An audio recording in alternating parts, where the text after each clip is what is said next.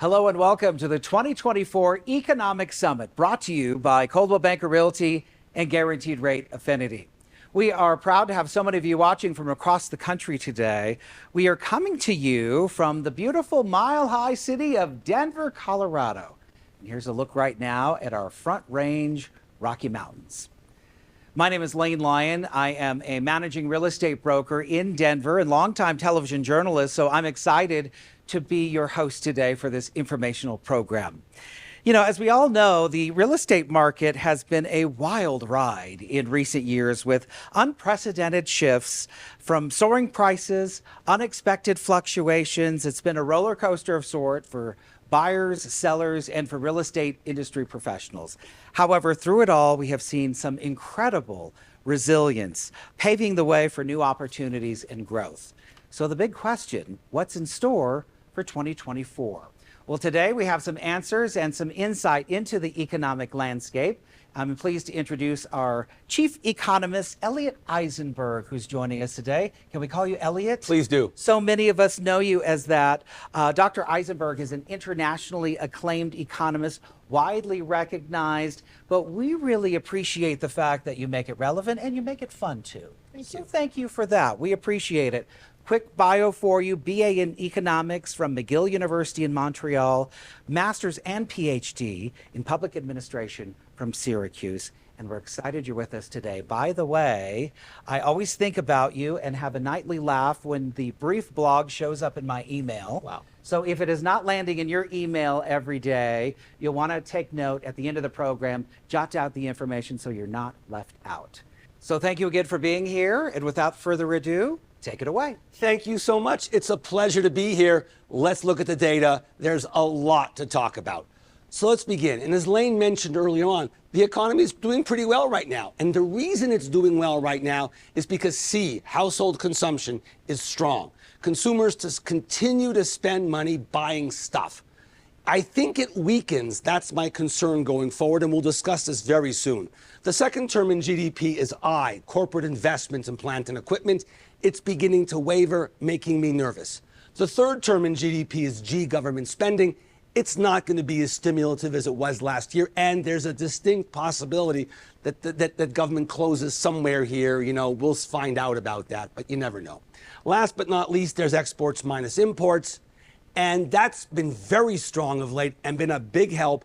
But as I will show you, it's beginning to level off and the benefits from it are going to slow down. So we're going to be relying increasingly on C, 70% of GDP. So let's look at that right away.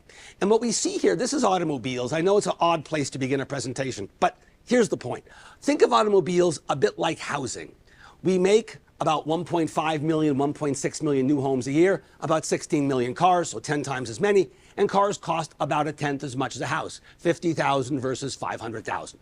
What we see, and it's very interesting, is notice housing activity here, car sales, are going up. And this is not what you would expect.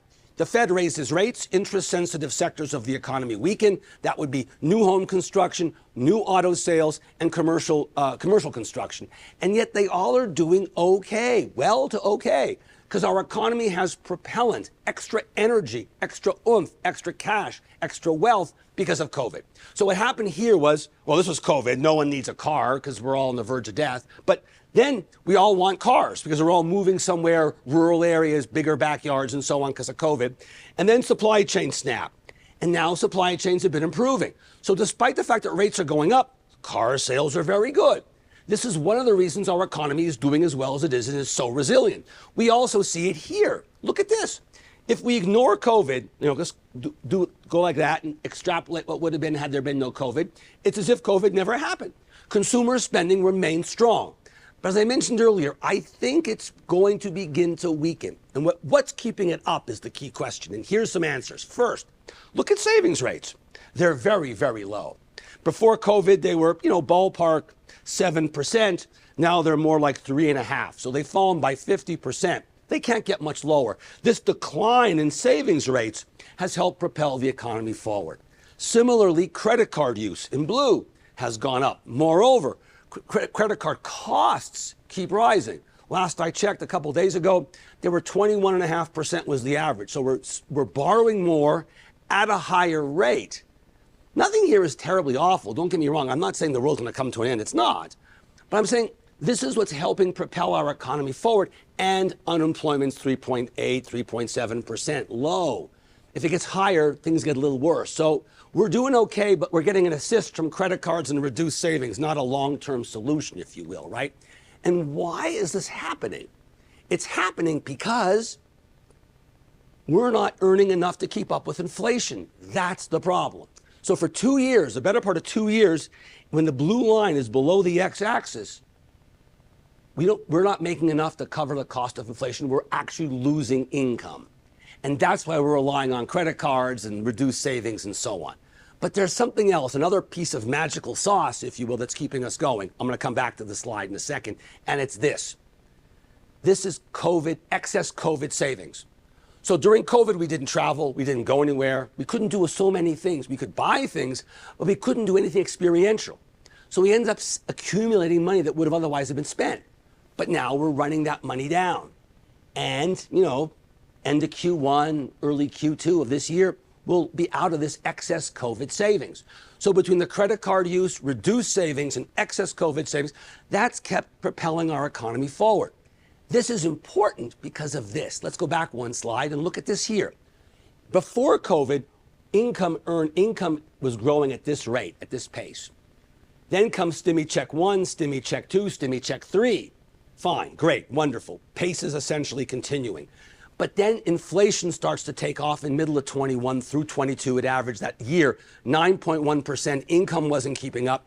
Incomes decline, and we end up here. Now income's going back up again. But we're at a much lower level. Had this trajectory continued, we'd be $1 trillion higher than we are. So the reason we're able to make that up is because of excess COVID savings, credit card use, and reduced savings. We need something to help keep this sustained. What we need to keep it going is job growth and real income growth. Hopefully it happens, but who knows? That's the big $1 million question going forward. Now, there's a lot of good news happening in the economy too, and we know that inflation's falling dramatically. And the more inflation continues to fall, the faster the Fed lowers rates. Very important. So let's look at the good news. First, inventories. This is retailers' inventory to sales ratios, the most important thing. All the other stuff is designed to get the stuff onto the shelves so that you can walk in and buy a box of Kleenex or whatever it is. And you can see it was very low here. That began to generate very high levels of inflation. And as inventory levels increased, inflationary pressures on goods declined. Now, on top of that, China's exporting stuff to us. They have deflation in China. That's causing goods prices to actually decline, real mention decline. And you can see inventories now, they're not as high as they were before COVID. That was the low before COVID. They're still a little lower, but we're making progress. Of late, not going anywhere. Firms aren't saying, oh, let's invest more in inventory. They're not, because the cost of carrying inventory is high. And the fear of a recession's coming. And I think that we do get a recession. That's important. But there are a lot of caveats, and we'll get there as we discuss it. But let me touch on one of them right now. If the concern is we're going to have a recession versus a soft landing, hard landing versus soft landing, don't think of it in terms of these two extremes. Think of the hard landing, a recession, maybe somewhere here, and a soft landing is somewhere here. It won't be a terrible recession because there's nothing fundamentally wrong with our economy. The Fed's raising rates because inflation's too high, inflation falls, the Fed lowers rates. It's a garden variety recession. Therefore, we go from here to here. On the other hand, rates have risen quite a lot, and that munches economic growth. It saps economic growth slowly. So we're not going to have a tremendous economy in 24, but if we avoid a recession, it'll be there. So don't think of this, think of this. That's number one. Number two, and this is critically important, the real estate economy has already suffered a recession. Existing home sales, which we'll discuss later, have fallen precipitously from over 6 million a year annualized, seasonally adjusted, and so on, down to under 4. Whether we have a hard landing here or a soft landing there, interest rates come down. That will benefit the housing industry. So in terms of the housing sector itself and existing home sales, this talk of recession or not really isn't all that important. So don't perseverate and don't really concern yourself with it. All right, we'll discuss other factors about the economy or dimensions of it. Other pieces of good news are this. The global supply chain's in pretty good shape. During COVID, it got very expensive to do all kinds of things because there weren't enough trucks. There weren't enough ships. There weren't enough shipping containers. And so there weren't enough truck drivers. There weren't enough new trucks to buy and so on. That problem has gone away essentially. So the cost of transportation, the cost of goods has actually declined, reducing inflation, very helpful. The next thing we know is household wealth. This goes through Q3, but we know in Q4, home prices continued to rise, and the stock market did very well in Q4. So households are feeling a little more buoyant, a little wealthier. They'll spend a little more money. That can help consumers spending as well. So good stock market performance, we'll see if it continues or not. Decent labor market performance, income growth exceeding inflation, and maybe we skirt the recession. I think it's entirely possible. I don't think it's not my base case, but it's also a distinct possibility out there. It's not something I poo-poo and totally ignore either. Important to remember that. The other piece of good news, there's lots, but here's another one. Oil prices. They're largely going nowhere. This was the Russian invasion of Ukraine, and that caused short-term pain in oil and energy markets. But since then, pretty much nothing's going on. Even though the Saudis have cut production, Russia's cut production, and so on, China's growth has been a little bit reduced, and the U.S. is producing more oil. Brazil's producing more oil. Similarly, Guyana is producing more oil. They are suddenly becoming an oil superpower on the way to producing 1 million barrels a day. They're now at about 400,000, ramping up. So global oil markets are well supplied. There's no real problem there. No inflation coming in that direction. And as I mentioned earlier, one of the big helps our economies enjoyed is trade. If we look at this graph prior to COVID, the trade deficit, so that's imports and that's exports, that gap is here in red. Before COVID, it was running at roughly negative $50 billion a month. During COVID, it got very bad very quickly and bottomed out at negative $100 billion. So the monthly trade deficit doubled. But since then, it's been steadily improving, and now it seems to be leveling off, and that's the point. Leveling off is not going to get better, helping GDP in the short run. So this has helped, but is likely to no longer do so. It's now at about $60 billion a month, and that's likely where it's going to stay with, perturbations bouncing around. Let's now look at the other part of the economy, other parts of the economy, more larger sectors of the economy. First, the service sector. This is a big chunk of GDP, very large chunk. Think of educational services, right? You're going to school. Rent is a service that you're acquiring, and so on. Healthcare, big chunk of the economy, 18, 20% of GDP. It's above 50, which is neutral. Above 50, you're growing. Below 50, you're in recession. But it's making me nervous because if you look at the last 4 or 5 months, here, here, it's getting dangerously close to 50. Look, 1 month of 50 like we had back here, I don't care. It's one-off. It's a weird thing, whatever. But if you're systematically getting closer to 50, I get nervous. Because historically, whenever services go into recession, the economy follows. So I'm paying attention to this. I'm paying attention closely. I'm not yet nervous, but I'm beginning to think about getting nervous. Let's put it that way. In addition, this is manufacturing. A much smaller percentage of GDP, maybe 9, 10% of GDP is manufacturing. And while it's been in recession now for 12 or 13 months, it's not a big enough sector of the economy to drive us into recession single-handedly. We'd need to see construction go in there. Certainly services would go in there, whatever. We'd have a recession. This alone is not enough. And it's been going up a little bit of late. So I'm a little bit more optimistic here, but I'm a little bit more pessimistic here, right? And then there's small business. This was put up by the National Federation of Independent Business. These are businesses with generally less than 10 employees, so they're very small, like, compared to Google or Microsoft or whatever. It's gone up a little bit the last month, but I would not say small business is particularly happy, right? So that's, it's a little bit of a problem. And then this is a much more important measure. This is leading economic indicators put up by the Conference Board. They put out simultaneously 3 pieces of data every month when this one comes out. They put out lagging economic indicators, coincident economic indicators, and leading economic indicators. The coincident economic indicators are fine, but the leading economic indicators, as you can see, are very low. And historically, when we're at this low level, we get recessions 3, 4, 5, 6, 7, 8. It's 8 for 8. So if you're a betting person and you're walking into Vegas, and I tell you that the roulette wheel has, rolled 12 the last 7 times in a row or 8 times in a row, I bet you're going to plunk down money on number 12. That's sort of the same thing we've got going on right here. This makes me nervous too. This also makes me nervous. This is corporate investment in equipment, capital goods, also intellectual property, ChatGPT, you get the idea, generative AI, and so on. This is not inflation adjusted. Here we're looking at inflation adjusted. It's dipping down. Look, it's not dipping down very fast. I mean, here's 65 billion, 60 billion. So it's down by a few $billion a month over the course of a year. We're talking 25 billion bucks, a tenth of a point of GDP. Not huge, but not a great harbinger either, right? So we see services getting close to neutral, manufacturing in recession, leading economic indicators are weak. Firm investment in equipment, not so hot. We looked earlier at inventories and they had sort of leveled off at 1.3. So we see firms pulling back a little bit, being a little bit less willing to take risk, if you will, right? That's what we're seeing. That's what we're seeing over there. And we see banks. Banks aren't lending so much. And you say, why not? This is a feature of high rates. As rates go up, and the Fed raises interest rates deliberately to cool the economy down, the way it works is partly this way. Banks sort of look at people and say, well, I would have been willing to lend to this person when interest rates were 3 or 4%. But now that rates are 7 or 8 or whatever they are, that person's ability to repay is lower. That firm's ability to pay is lower, and therefore I'm not going to lend.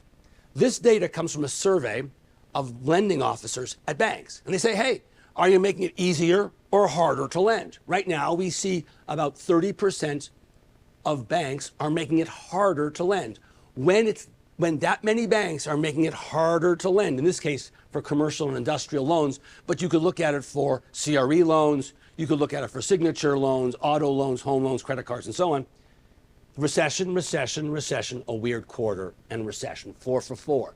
So the evidence begins to build up that our economy is facing these threats, right? Households that are kind of borrowing money and saving less, firms that are investing less in inventory, banks that are unwilling to lend, leading economic indicators that are weak. I mean, nothing here is terrible. That's why the recession, if we have it, it's not a bad one. It's not 08, 09, and so on. It's less severe. So don't sit here and go, oh my God, it's the end of the world. It's not. Just keep in mind, it's a possibility, a mild recession. That's the key. Another variable I like to look at is default rates. And you can see here, auto loan default rates are rising, as are credit card default rates. They're rising too. And I say to myself again, we've got an unemployment rate that's below 4%, yet these numbers are starting to go up and they're making me a little bit nervous. So I'm saying, not great news, not awful. That is awful, 08, 09. This is not. This is a very different economy, different place, different reason for inflation, different reason the Fed's doing what it's doing. Again, mild recession or slower growth. We're not going to have a booming economy with a soft landing or a horrible economy with a hard landing. It's not going to happen. It'll be a garden variety recession, as I mentioned earlier. And something else to look at, pardon me, here's this, loan loss reserves by banks. Now, this is small domestic banks. We're not looking at money center banks. So we're not looking at Wells Fargo, Bank of America, Morgan Stanley, and so on. We're looking at smaller local banks. And what they're doing is increasing their loan loss reserves because they're concerned primarily about office space and commercial property. And office space has a 20%, 19.6 vacancy rate, the highest ever in large measure because of work from home. So you might say, this is really bad news. It's not as bad as you think. Yeah, this is not terrific news, don't get me wrong. But I'm not sitting here going, oh my gosh, this is going to cause a banking collapse and a recession. It won't. It may well be, academic research has shown us that it's possible that several hundred banks, small domestic banks, will go under. This is not going to cause a recession all by itself. We are aware of the problem. The economists and the bankers and so on are aware of this. This might exacerbate the recession that we have or weaken growth. We don't have a recession, but it's an added weight that's on the shoulders of the economy. That's how to think about this. And then, of course, we've got monetary and fiscal policy. What we have here is a graph that shows us that fiscal policy last year was quite expansionary because the budget deficit grew a lot. This year it's not going to happen. It's going to be a little contractionary. And monetary policy is going to be a little bit more contractionary than last year, not a lot. You might say, why? The Fed's going to lower rates sometime in 24, and that's very likely the case. We'll discuss more about that later. But the problem is there are lags in monetary policy. So the Fed raises rates, March in 23 the first time. You don't say to yourself, oh my gosh, I better not buy that lamp I've been looking at because they're raising rates. Unless you're buying a car or buying a house or buying a building or building a building and getting a long mortgage for that, interest rates don't generally interfere every day. I mean, credit cards aside, and even there, they're not that big a portion, right? But this is going to be a drag. So the overall impact of both contractionary monetary policy in blue and fiscal policy in red, you can see last year was a mild drag on GDP of a little bit less than 1%. Here it becomes a much bigger drag of 2 or over 2%. So it's an increase of 1 full percentage point in drag from monetary and fiscal policy. Not something I'm terribly excited about for obvious reasons. And on top of that, we have student loan repayment. And this is various income levels. And how difficult will it be for you to pay your student loans on top of all your other expenditures, monthly expenditures that you've got? So this is an added burden that the economy faces. And most importantly, of course, is monetary policy. And here we have a graph that shows us the history of monetary policy dating back to 1955. And what this shows us is 3 exceptions, 64, 84, and 94. Whenever the Fed raises rates, we get a recession. We got lucky those 3 times. 64 was the Vietnam War ramping up, so stimulative fiscal policy. In 84, energy prices collapsed, hurt Colorado, where I am right now, hurt Oklahoma, Texas, and so on. But outside of energy producing states, it didn't really matter. As a matter of fact, it helped because gasoline was cheaper, home heating fuel was cheaper. So we got a tax cut essentially in the form of cheap energy. And while we had high interest rates, the combination, they'll cancel each other out, we avoided a recession. And in 94, we were in the midst of the tech boom that ran from 1990 to 2000 with the NASDAQ doing nothing but go up for the better part of 10 years. So we got lucky. If you don't get lucky, you'll wind up with a recession. Now, it's entirely possible that we get lucky here. The combination of demand for autos, pent-up demand, excess COVID savings, new home construction, which we'll get to doing pretty well, the money supply, which we'll talk about soon, doing well, may give us enough propellant to keep the economy going such that it keeps going, and then the Fed lowers rates. And since we still have propellant, lower rates begin to help the economy turn around slowly. We avoid the recession. We need some luck, but it's entirely possible. Again, not my base case. Now, we've also got the inverted yield curve. And this is hurting home buyers. Because many times when rates are high, home buyers say, well, look, I'm not going to get a 30-year mortgage. I'll get a 7-year or a 5-year ARM. And the reason the 5-year ARM is cheaper is because the yield curve is upward sloping. So if you borrow for 5 years, you're here paying, I'm making up a number, 5%. If you're up here at 30 years, you're paying, I'm making up a number, 7%. But now the yield curve's actually inverted. So the savings you get from borrowing for a shorter duration are largely eliminated. And every time the yield curve goes from positively sloped to negatively sloped, like it is now, the blue squiggle goes above the red bar. And with the exception of the far left, 1966 or 65, every time the yield curve inverts, you get a recession, a recession, a recession, another recession. So 2 there, oops, a recession here, here, here, and there. 8 for 8. Doesn't mean we're going to have one now, but it's highly suggestive, like leading economic indicators and so on. Now, the yield curve is looks like it's coming back down. That's a good, arguably a good sign, but not as good as you think, because what happens often is the yield curve goes back to normal slope, normal upward sloping. The longer you borrow, the more you pay. And then the recession hits. And then the recession hits. And then the recession hits. Because it takes time. The Fed raises rates. Unless you buy a car or a home or a building, you don't care about interest rates. So the rates have to stay up for a long time to impact a large enough percentage of the economy to get the recession. It takes 2 years. So this whole process of up and then down or up and then down takes several years. That's why you sometimes get the recession after the yield curve goes from positive to negative back up to positive. Seems strange, but that's the way it is. So keep this in mind. And this is important because the Fed raised rates the first time in March of 22. And right now, we're almost in March of 24. Historically speaking, it takes about 2 years to get a recession from the first rate hike. So we're now entering, I will almost say, like the red zone here, where we're near the end zone. Do we go in and get a recession or not? If we get lucky, like 64, 84, 94, we don't. But it's entirely possible that we do. The weight of the evidence, in my opinion, says yes. But you cannot discount just dumb luck. And we may well avoid it as a result. That would be great, right? And here's an example of explaining why monetary policy will be so contractionary in 24, despite the fact that the Fed is lowering rates. This shows us that the impact of monetary policy, the negative impact of monetary policy, didn't begin until the fourth quarter of 23, even though the Fed had raised rates 8 or 9 or 10 times before that, because it takes so long to feel the impact of higher rising rates. So we're now facing the head-on impact of tighter monetary policy, even though the Fed's going to start to lower. And when the Fed lowers, it takes a long time for those lower rates to work their way through the economy as well. But that's why monetary policy is going to be contractionary in 24. Now, how long will the recession last? Let's review. I don't think it's going to be a bad recession, garden variety. And we look at history here. These two line recessions together are the Great Depression. Since the Great Depression, so right here, of all these recessions, only 3 were meaningfully long. 74, 75, Arab oil embargo. We're now the world's largest producer of oil and natural gas. 81, 82, the second Paul Volcker recession, when interest rates have been going up and inflation, have been going up for such a long time, 15 years of bad monetary policy, results in Volcker raising rates to 17, 18%. It's over. Inflation's well down already now. How low it goes to 3 or 2 is the question, not whether it's 14 or 15. And here's the global financial crisis housing bust of 08-09, when asset prices were crazy high and totally out of whack.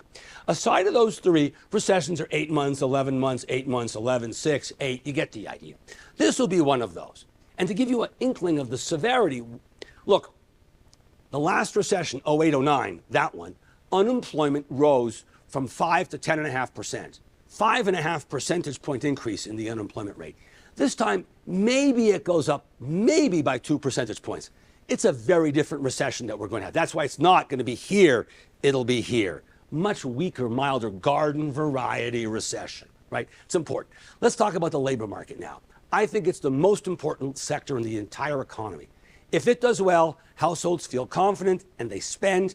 Corporations feel confident and invest and hire workers. If consumers are nervous because unemployment is going up, they stop spending, firms stop investing, and they stop hiring, and then they begin to fire the next phase, lay off workers, and then you got a recession. Let's look at the data. The data in the labor market is clearly weakening, there's no question. The question is, how much does it weaken? That's the point. So here, unemployment is going up. It hit a bottom and it's rising. Historically speaking, when it rises, like here, here, here, here, here, here, and there, it goes up a lot, and you get a gray bar, a recession. So I'm nervous. Could this go up just a little bit and then start to come down? It could. Has it happened much in the past? No, not really. There are a couple exceptions. It happened here. It got a little worse. We refined here a little bit. I mean, it happens, but not often. So this is telling us, historically speaking, rising unemployment generally generates recession. But we could get lucky. And other indicators are okay. This one's the work week. You can see it's been pretty flat now for the better part of a year. This data is not getting worse. It's not getting better. It's not getting worse. That's okay. Now look at overtime hours. Very low. They went up most recently, but recession, recession, recession, recession, recession. So we're 5 for 5 here. So in these 3 pieces of data, it's interesting, and it really spans the gamut. You've got unemployment that's low, but going up, making me nervous. You've got the work week, which is flat. That's okay, at a decent level, historically speaking, fine. And you've got overtime hours, which are atrocious. This gives almost everybody some data to validate their opinion. We're going to have a soft landing. We're going to have a hard landing. Let's look at some more data. This is the total hours worked in our country, the change from quarter to quarter. As you can see, the last couple quarters, it's gone nowhere. We're hiring people, but we're not increasing the total hours worked in the country. So we're hiring someone here, and we're telling somebody else over there, come in at noon on Mondays, or come in at noon every day, or whatever it is. The extra hours this new person's working, the hours this new person's working, are being fully offset by the existing labor force working a little bit less. That's not sustainable. Firms aren't going to keep hiring on one hand and then simultaneously, essentially, doing a little bit of micro layoffs at the other end. Something's got to give here. We'll see. If we have a soft landing, those folks who are coming in late on Mondays or whatever, they'll come back. If we have a recession, the last people hired will probably lose their job. It'll go one way or the other. I think, again, we get the recession, but it's possible we don't. I'm hopeful we don't, but again, it's not my base case. Here's another piece of weakening data. This is quits. So what percentage of the labor force is quitting their job every month? It's 2.2% are quitting their job every month. Now, it was as high as 3% at the peak of COVID. You can't see it because the red line's on top of it. But for a couple months, it was 3%. This is when COVID was bad. Senior citizens, people over 60 were afraid of getting COVID. They dropped out. Everyone was getting nervous. The government was giving us stimmy checks.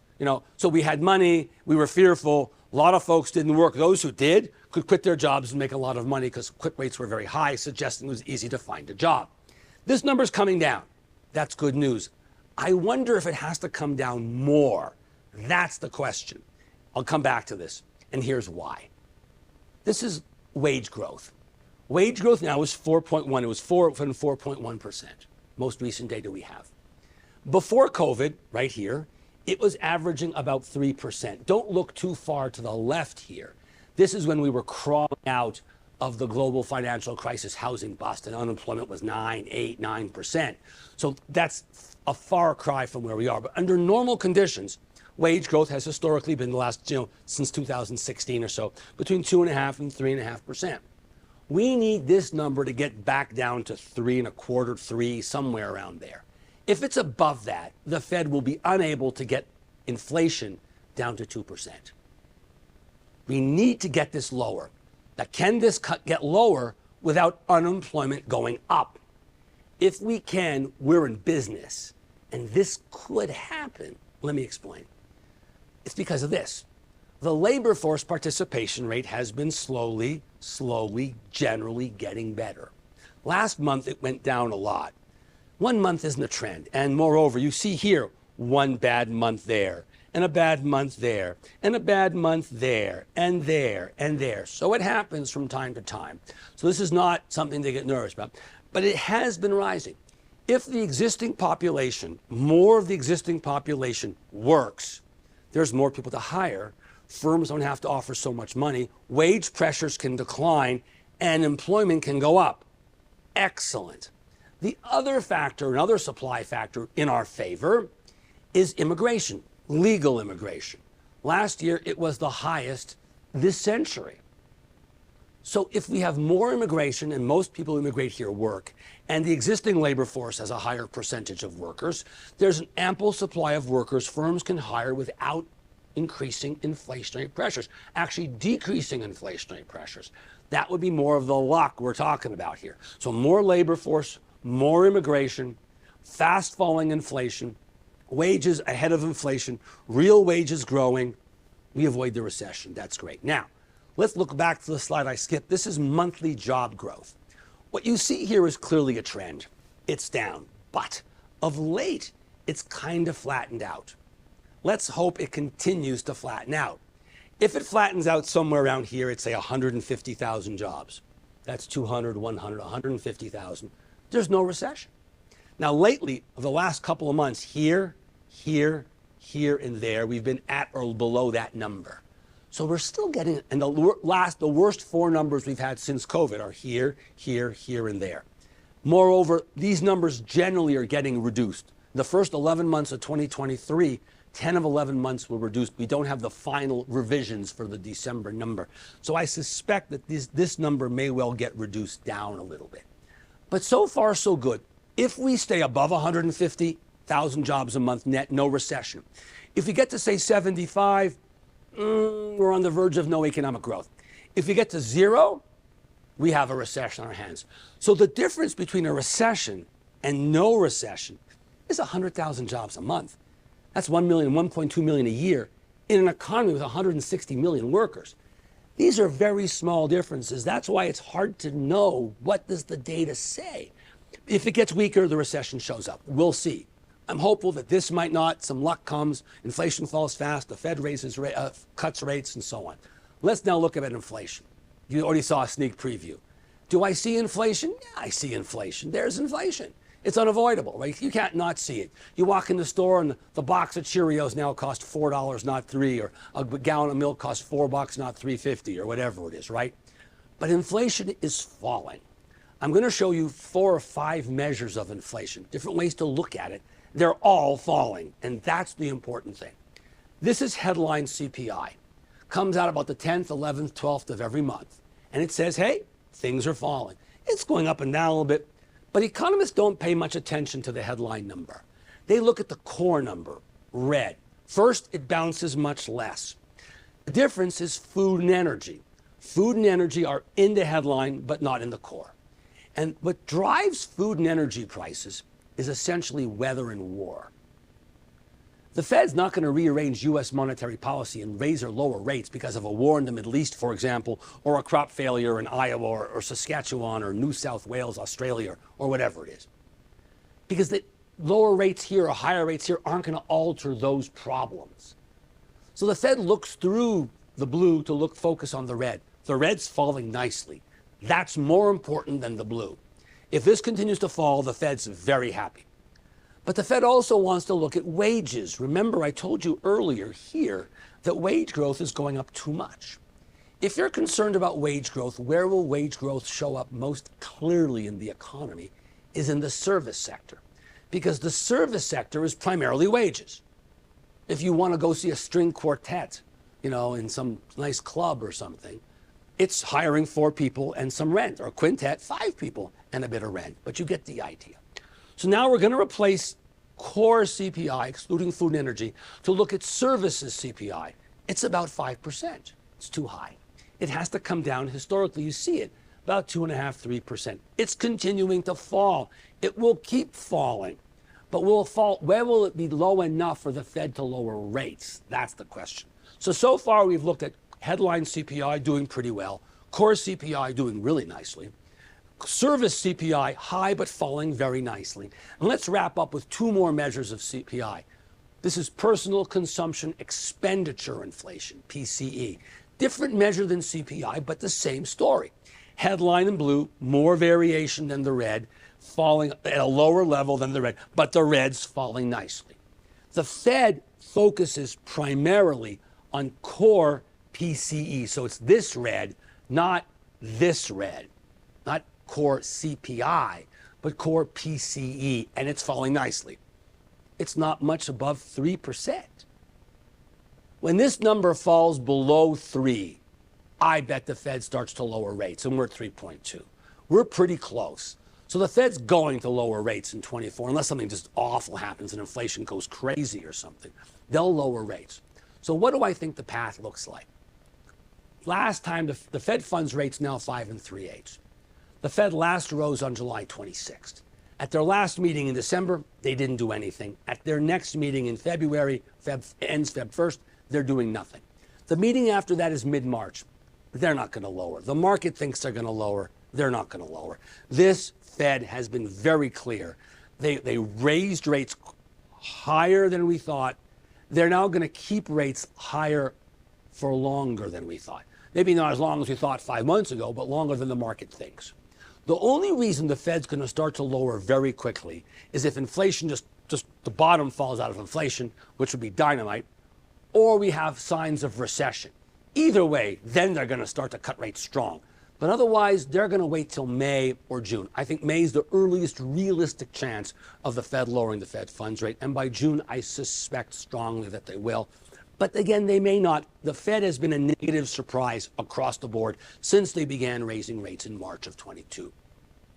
Another reason the economy is doing surprisingly well, despite the current situation, is the money supply. We've talked about autos doing well. We've talked about pent-up demand matched with credit card use, reduced savings, and excess COVID savings. We'll talk about new home construction doing pretty well. And then there's the money supply. Right now, the money supply is shrinking quite rapidly because, remember, banks aren't lending. 33% or so of banks are saying we're making it harder to get C&I loans, CRE loans, signature loans, credit cards, autos, and so on. That alone would give us a recession like it did back here Now, this is 50 years ago. I understand it, but you get my point. But you can't look at this in isolation. You've got to look at it in conjunction with this. There was massive increase in the money supply because we were all developing our excess COVID savings. It was rising. We were getting stimmy checks.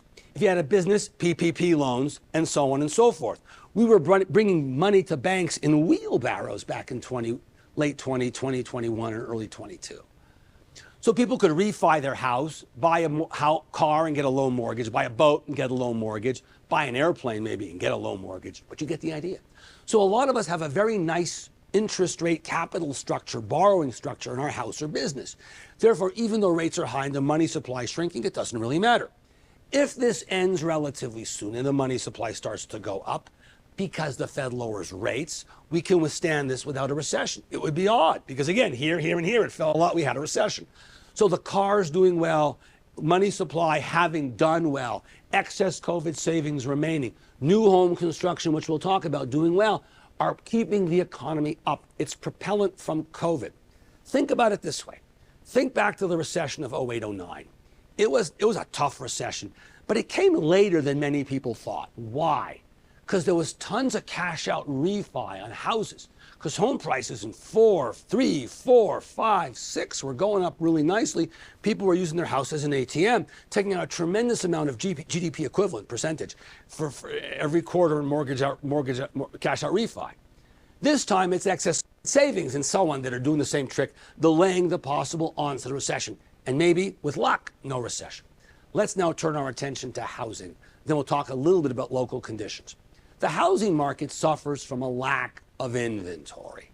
This is the single most important problem that faces. Yeah, high prices are a problem and high rates are a problem too. And they're intermingled here and there's causality going on here. But let's look at the data. Here's NAR data, last day of the month. Number of units available, very weak. There's no question it's low. Look historically, we rarely ever get this, barely above 1 million units. I mean, it doesn't happen. There's no homes to buy. Sure, interest rates are high.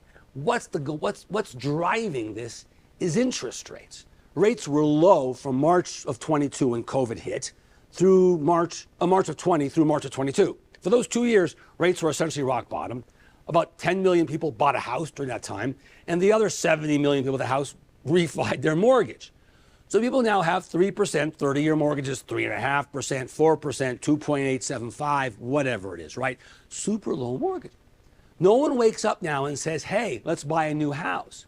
Because the more interest rate's going to go from 3 to over 6, 6.5, whatever it is. And the house is much more expensive. People are holding back. But the reason they're not putting the house on is because the current interest rate that they pay versus the rate that they would pay if they got another house is so large, it's so yawning, people hold back.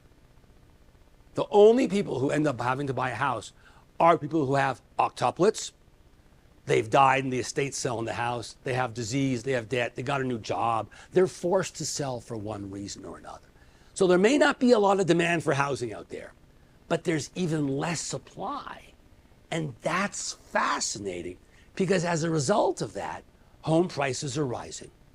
During COVID, the 2 years of COVID, from early 20 to early 22, home prices appreciated very rapidly because we wanted to move somewhere else, get a big backyard, have a pool, be safe, help our kids play and have a nice environment and whatever. Then interest rates start to rise in March of 22. And historically, we know that when rates rise, the housing market gets whacked. So house prices begin to sympathetically decline right off the bat. But after 7 or 8 months, we realize, this time is different. There's no inventory because we have golden handcuffs. We have a house that's with a 3% mortgage. We may want to move. We may just have had triplets, but we have a low mortgage. We're not going to move. We may have gotten a new job, but we're going to drive an hour and a half each way and keep the mortgage low. So this gap between the current rate, interest rate, and the rate on our mortgage is so big, no one's moving. And therefore, even though there's not much demand because prices are high, selection's low, and rates are high, prices keep rising because supply is even less than demand. A very unusual situation, causing homeowners to increase their home equity. So even if they lose their job, they'll still have home equity. They're not going to walk out of their house and mail the keys back. They'll take care of the house, have the house sold, and move on and get a nice check. Now, this lack of demand, essentially, and lack of supply combined do a number on existing home sales. That's the problem we face in the housing industry in particular. And this is very important to keep in mind. I talked earlier about the recession not lasting long, 7, 8, 9 months, not having a huge impact on the economy. We talked about the duration of the recession being not that long, not that deep, not that long. But moreover, the housing market has already experienced a recession because existing home sales fell from here, well over 6 million for a long time, down to under 4. That's the definition of a recession. And the existing housing markets already felt it. And now, I think whatever happens in 24, whether there's a mild recession or a weak economic growth and no recession, interest rates fall either way because inflation's falling, in the good case of no recession. And the recession rates will fall because there's a recession. And that reduction in interest rates will drive demand for housing and encourage people who have low mortgages to sell their house because they can now get another house with a rate that's higher, but not that much higher. If you look historically, when you get below 4 million, like we have been the last couple of months, it doesn't last long. Back in 94, 95, when we avoided a recession nationally because of the tech boom we talked about earlier, 64, 84, 94 being the lucky years when we had higher rates but no recession. Here we had home sales fall to 3.5 million, but within a year it was back up to 4. Here's the housing bust of 08, 09. Barely fell below 4 million, maybe for 6 or 8 months, and recovered.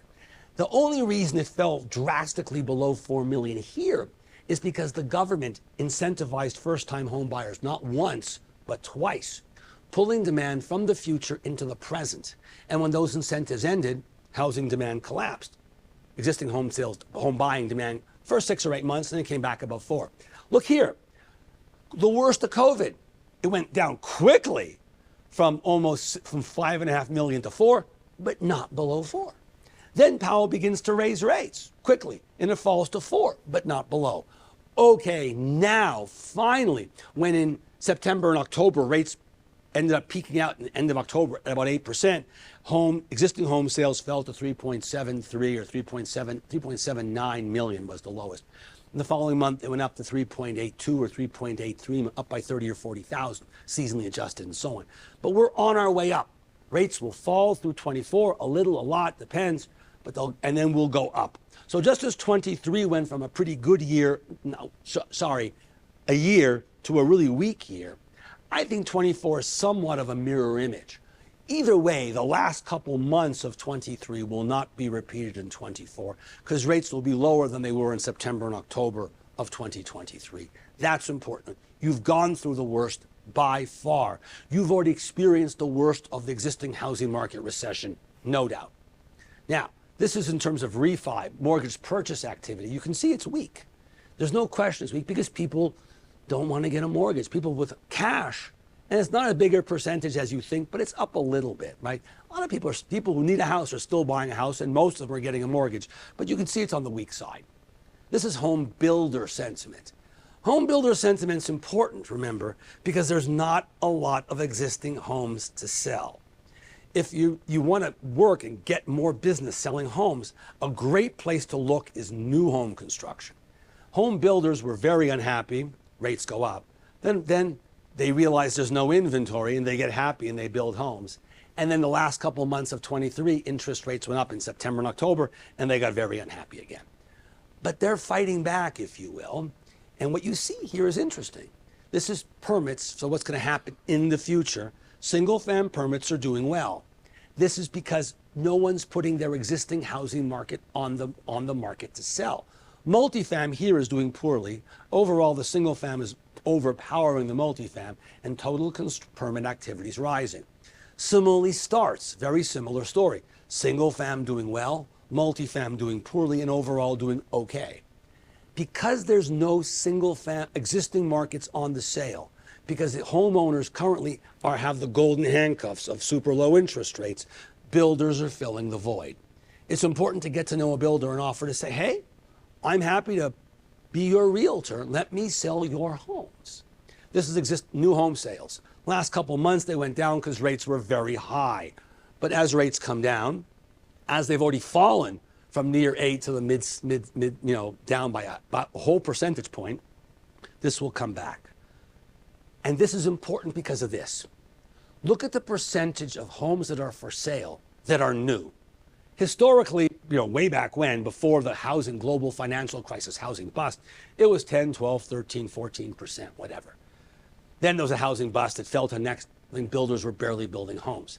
And it ratcheted back up. And then during COVID, it went crazy because there's no existing homes to buy.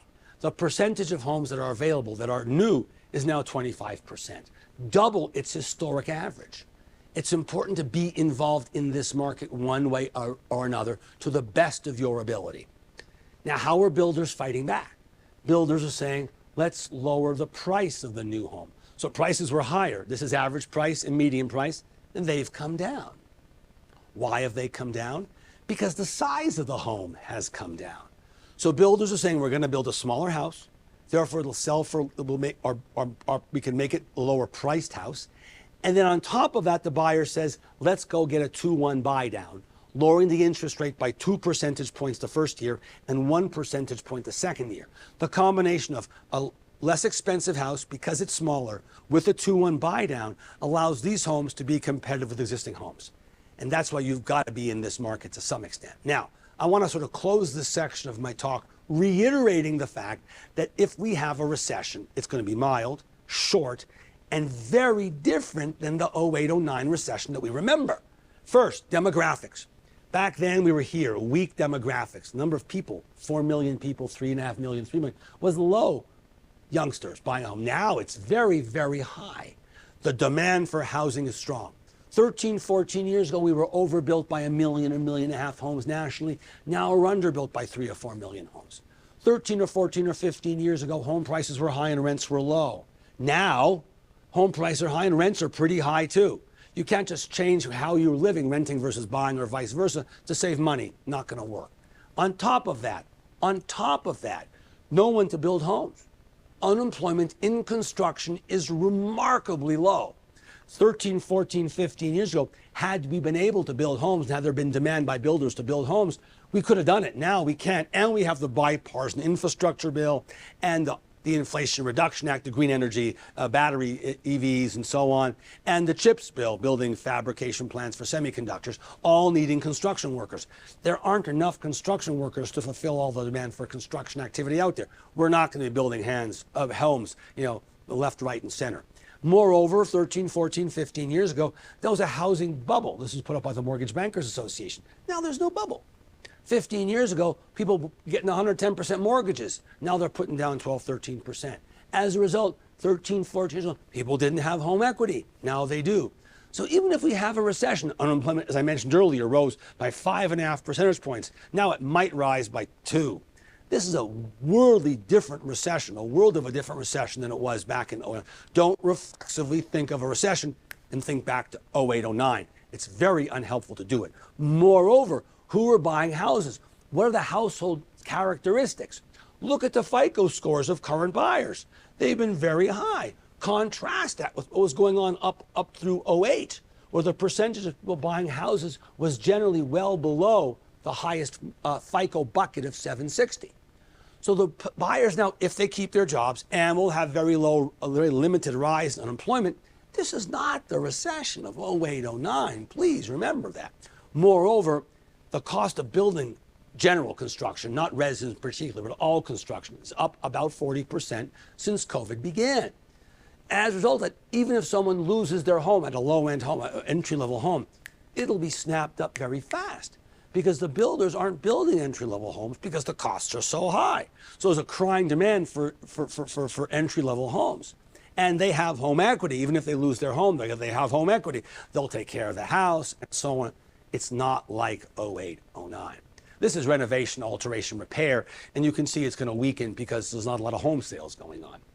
And this is to give you a clue of how expensive homes are. A double wide is $150,000 to buy. Pre-COVID, $110,000. And if you want a well and a septic system and some land, probably $100,000 bucks. So you're paying $250,000 for essentially the lowest level house you can get. That's expensive, and in Colorado, more, in the West in general, certain parts of the country less, parts more, but you get the idea.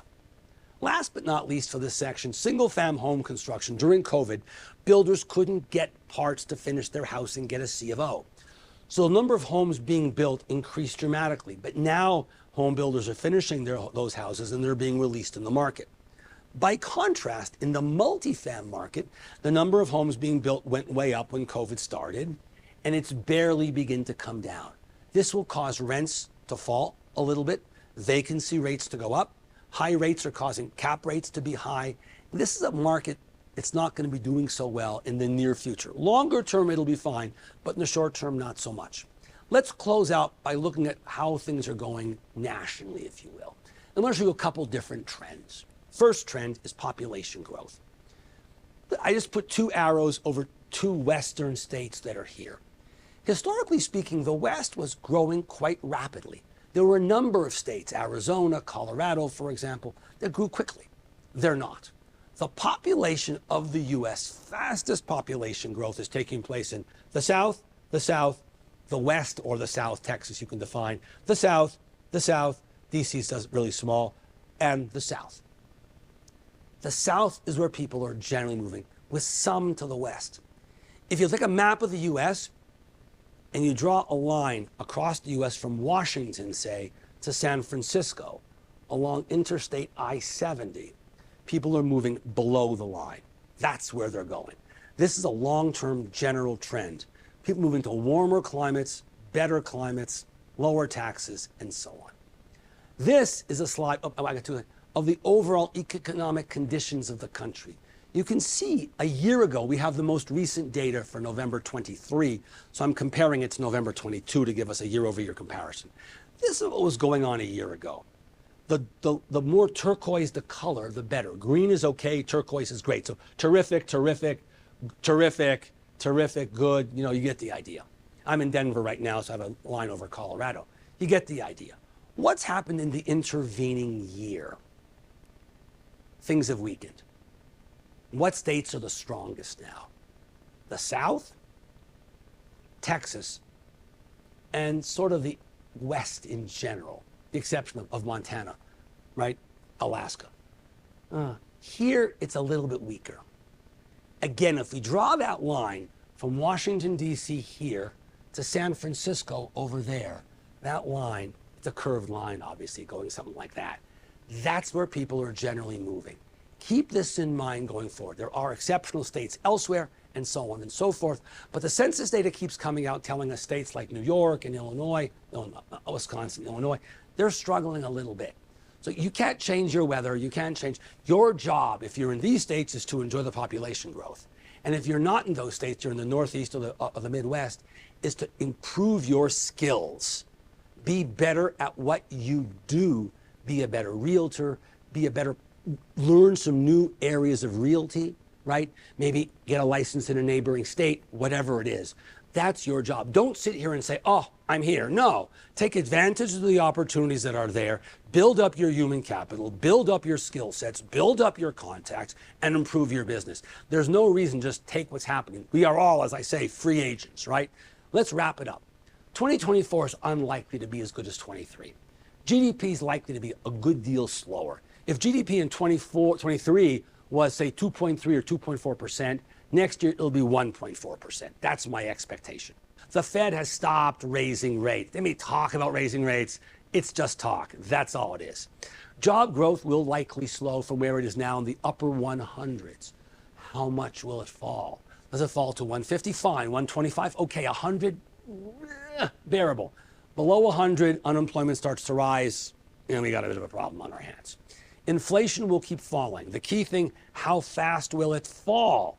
If it falls quickly, the Fed can then lower rates more quickly, and that's better for the economy. Hopefully without a recession coming. But prepare for the possibility or likelihood of a mild recession. But again, if you're in realty, it doesn't really matter because you've already seen home sales fall from 6.5 million roughly in 2021, early 22 to under 4 million. The definition in my mind of a recession. Last but not least, watch inflation. It's number one, but I showed you 5 measures of inflation. all of them coming down. It will continue to fall. The key question is the speed, how much faster, how much more it falls, and how quickly it falls. And watch unemployment. If it hits above 4%, the recession's coming. Last but not least, and as Lane mentioned in his introduction, I put out 70 words on the economy every day. No graphs, no ads, no charts, no links, no photos.